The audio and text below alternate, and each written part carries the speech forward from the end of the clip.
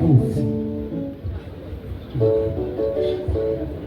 ariko dusigaye tubyina ababyeyi bagasa naho banyinyira. Natwe nk'abana barezwe n'abo babyeyi tukibaza tese twatatiriye indero, barashirikisha, twarayoze, baradushirikira. mutubwire twarayoze. Muzamura ibiganza, itonde David, aha ni mu batwari, tuzamura ibiganza.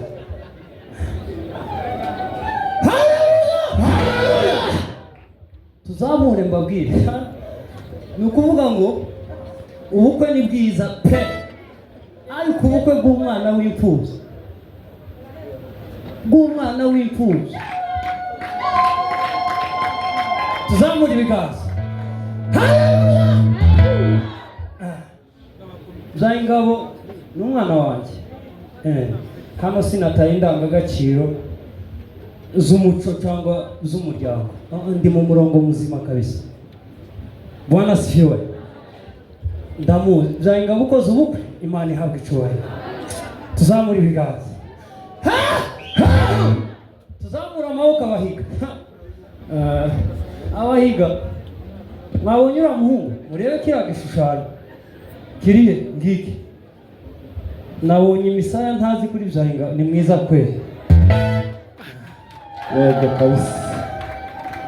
Tuzamure amaboko duhe Imana icyubahiro yabahaye umukwe mwiza.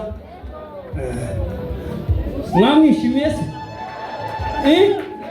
Tuzamure ibiganza. Abaririmbyi none mwebwe bamwe barubatse Fred, ejo bundi Imana yamuhinduriye ibihe, natwe turi inyuma buke Cyane kabisa. tuzamura ibiganza dutere haleluya.